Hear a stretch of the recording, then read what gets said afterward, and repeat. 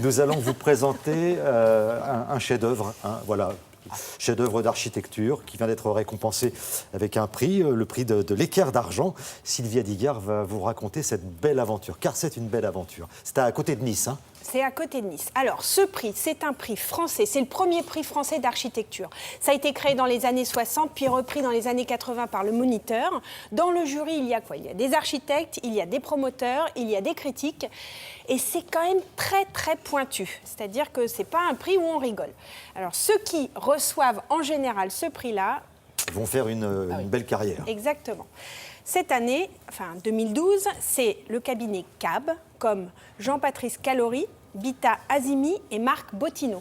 3 jeunes architectes pour un projet dans le sud, puisqu'ils sont installés à Nice, un projet qui s'appelle Pôle Petite Enfance. En fait, c'est une sorte de crèche PMI, oui c'est ça, où sont rassemblés plein de lieux pour les enfants.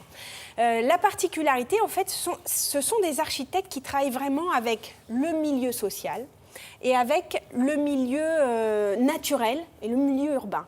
Ils sont vraiment dans l'époque, ils sont jeunes, ils sont prometteurs. J'ai eu un vrai coup de cœur, encore une fois.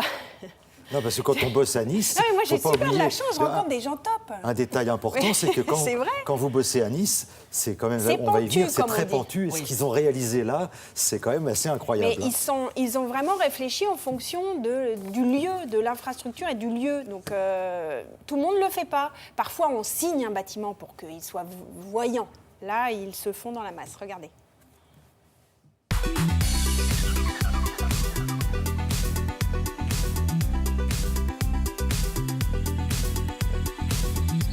On a eu l'Équerre d'argent 2012 pour le pôle petite enfance de la Trinité.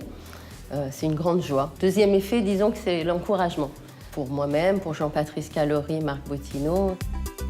L'histoire de ce projet vient de la volonté d'une commune de construire une crèche sur une parcelle disponible entre des grandes barres de logement, au fond d'un jardin. Ça a été une volonté politique de préserver le jardin avec la petite maison qui est l'icône même de la petite maison niçoise.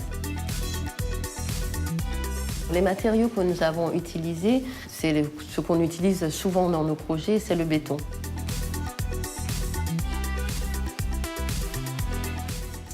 Il y avait une route, on s'adossait à cette route.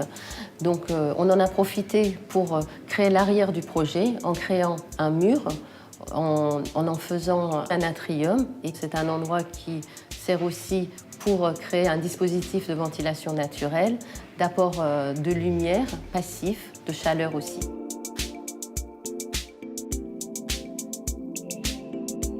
On a travaillé comme ça un projet vraiment sans poteau, avec des grandes baies vitrées.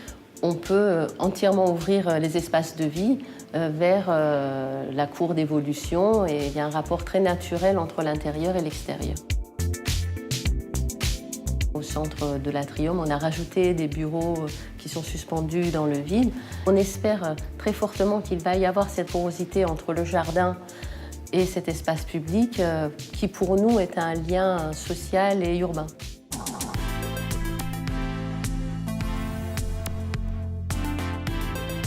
On s'est un peu spécialisé dans les territoires pentus, puisque sur la Côte d'Azur, ce sont souvent ces terrains-là qui sont disponibles. Le fait de travailler en pente nous a amené à ne pas forcément faire des bâtiments. On construit plus avec un paysage. Et de ce fait, on construit le paysage.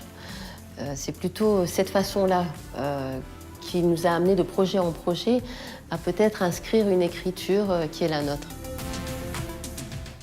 Alors le travail est impressionnant, je les trouve quand même très modestes dans leur façon de raconter cette histoire par rapport à ce qu'ils viennent de réaliser. Exactement, parce qu'en fait ils sont sur le terrain et qu'est-ce qui compte? Ce qui compte c'est que le lieu accueille quand même des enfants. On l'a vu, en fait il y a des ouvertures de part et d'autre parce que c'est quand même, il y a une chaleur dans les Alpes-Maritimes, l'été il fait chaud, donc il y a une aération naturelle. Vous avez vu c'est vraiment dans une vallée, un flanc de montagne, donc ils ont pensé à un mur en béton contre la route. Ils ont gardé le jardin. C'est un espace qu'ils veulent lien entre l'autre côté de la route où il y a une bibliothèque, une médiathèque, etc. Donc, c'est un lien aussi social. Et l'architecture, ça sert à ça aussi. Même si parfois, ça peut choquer l'œil, ça peut ne pas plaire à tout le monde, parce que c'est nouveau, parce que c'est une forme qui a été dessinée par des architectes. Et ben voilà. Mais en même temps, c'est un lien humain. L'architecture est un lien humain. Et ça, c'est ce qu'ils ont compris. Et je trouve que c'est ce que, en général, récompense ce prix aussi. C'est le contexte. C'est pas seulement le travail d'architecte, c'est aussi ce qu'ils font dans la ville ou dans la campagne, enfin bon, dans le lieu où c'est construit. Grâce à eux, il y a des familles qui pourront laisser leurs enfants dans cette crèche.